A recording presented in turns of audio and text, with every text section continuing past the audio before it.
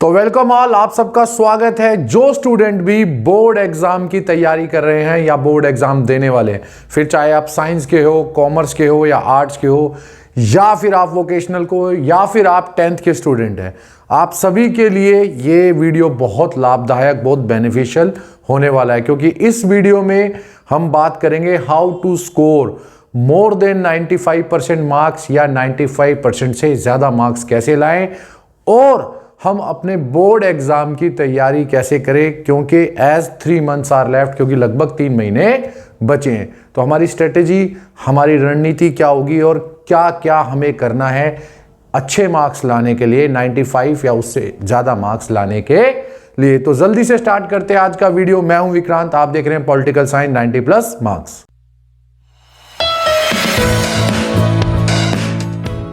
तो चलिए स्टार्ट करते हैं आज का वीडियो। और सबसे पहली बात जो आपको अपने एग्जाम की तैयारी या प्रिपरेशन करते हुए याद रखनी है, वो क्या है?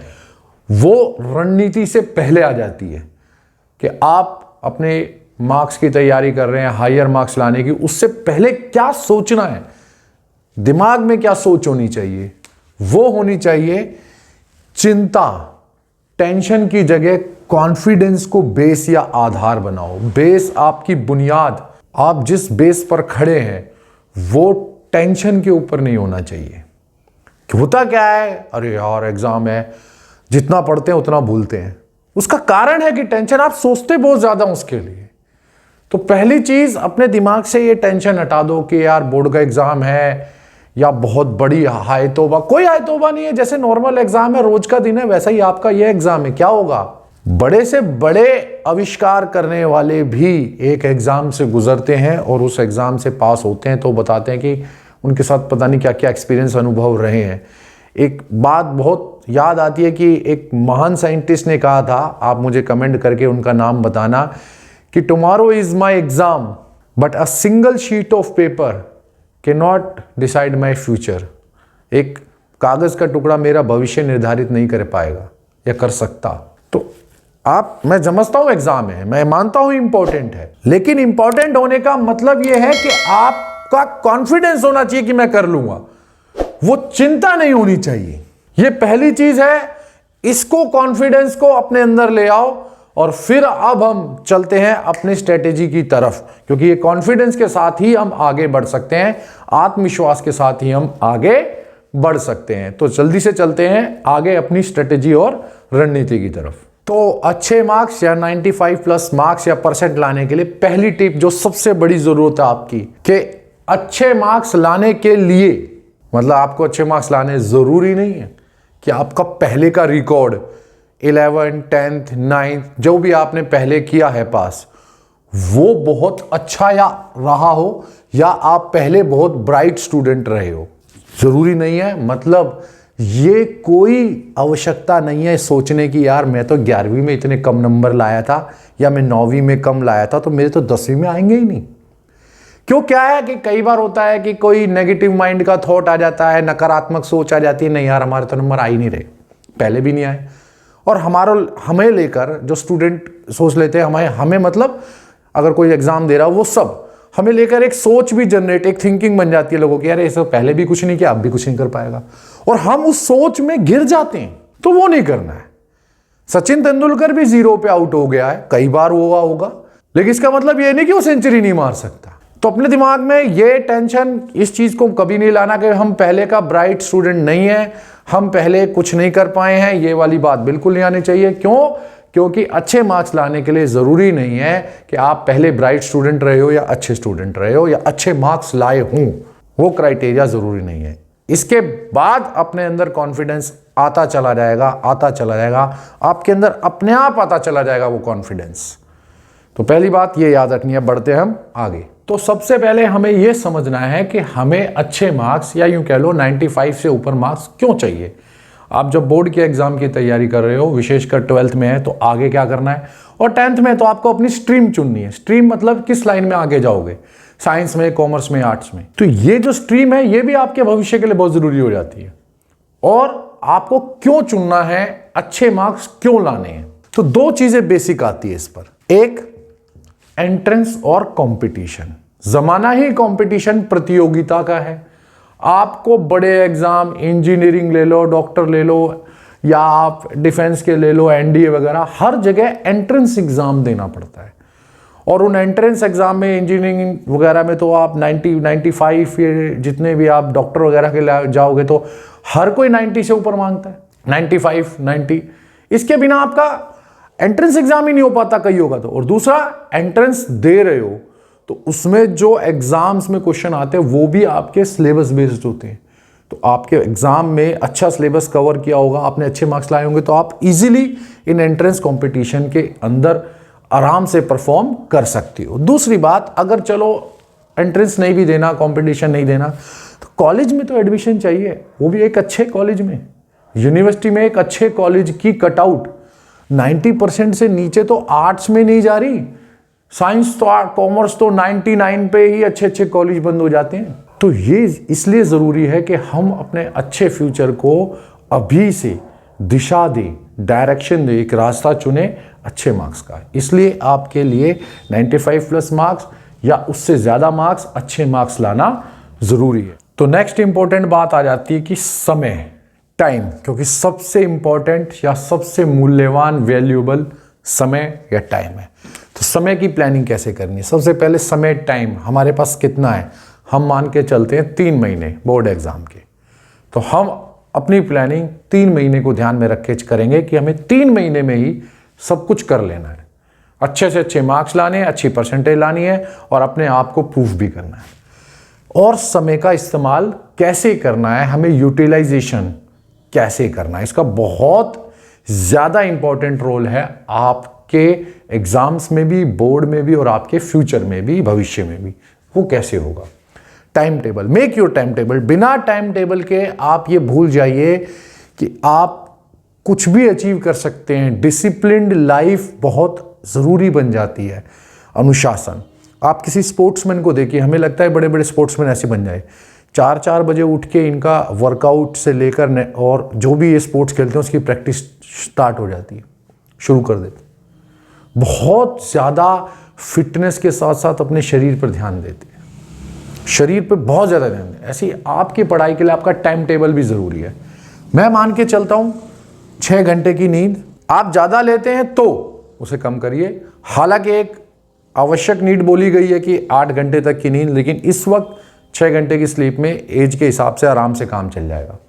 3 आवर्स हालांकि लगते नहीं है, फूड, बाथ, एक्स्ट्रा एक्टिविटी के फिर भी लगा लेते हैं। 6 घंटे आपके वो हो गए जो आप ऑनलाइन क्लास, नोट्स के, होमवर्क, कभी भी कुछ लोग होमवर्क वगैरह ये सब चल रहा है तो मान लेता हूं मैं, लेकिन ये तो आया हमारे पास 15 ही घंटे, अब बचे कितने? 9 घंटे।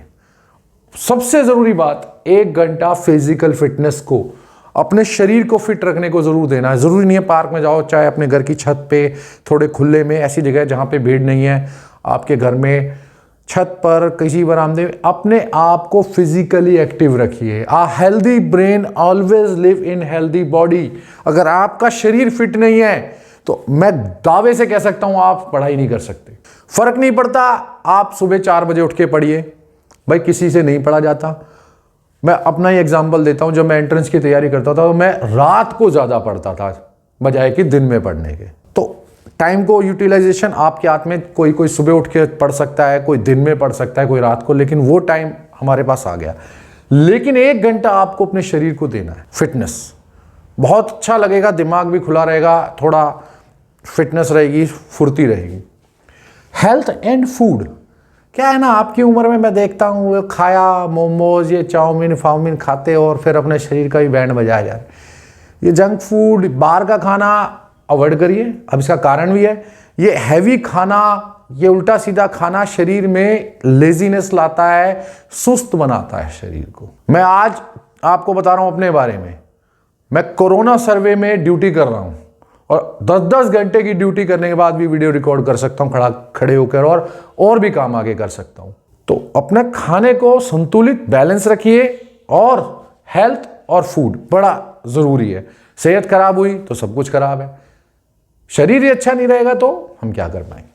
और 6 से 8 घंटे, 6 to 8 आवर्स फोकस स्टडी लिखा हुआ मैंने, स्टडी नहीं, फोकस्ड, केंद्रित सिर्फ ध्यान उसी पर है और वही करना है, और ऐसा करना है कि जो एक बार कर लिया इस फोकस स्टडी में, वो 3-6 आगे जब तक आप रहो वो आपके दिमाग में रहे। इस तरह से उस पढ़ाई को थॉरली पढ़ना है, ऐसे पढ़ना है कि हमेशा याद रहे। इसे बोला जाएगा फोकस स्टडी, केंद्रित अध्ययन करना है। बिल्कुल सब कुछ पूरा ध्यान पढ़ाई पे लगा के उसको करना है। 6 से 8 घंटे जरूरी नहीं है आप 8 करो, 6 भी करो, 1-1 घंटा। अब इसमें भी सबसे बड़ा गेम है, बहुत अच्छा।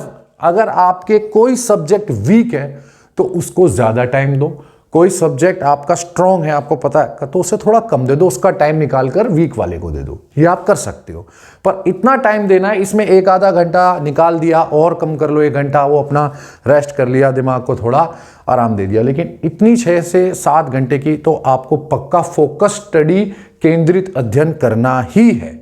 यह है आपका टाइम मैनेजमेंट। तो नेक्स्ट इंपॉर्टेंट चीज आती है हमारे सामने, निरंतरता और नियमितता, कॉन्टिन्यूटी और रेगुलरिटी। हम क्या करते हैं, चल 5 दिन, 7 दिन, 10 दिन, 15 दिन टाइम टेबल बनाया, बहुत अच्छे से काम किया, लेकिन क्या उसके बाद ढीले पड़ गए, हमारी कॉन्टिन्यूटी टूट जाती है, हमारी जो निरंतरता है, लगातार काम करना, वो छूट जाता है। और एक अच्छा परफॉर्मेंस वो होता है जो कंसिस्टेंस हो, लगातार चले।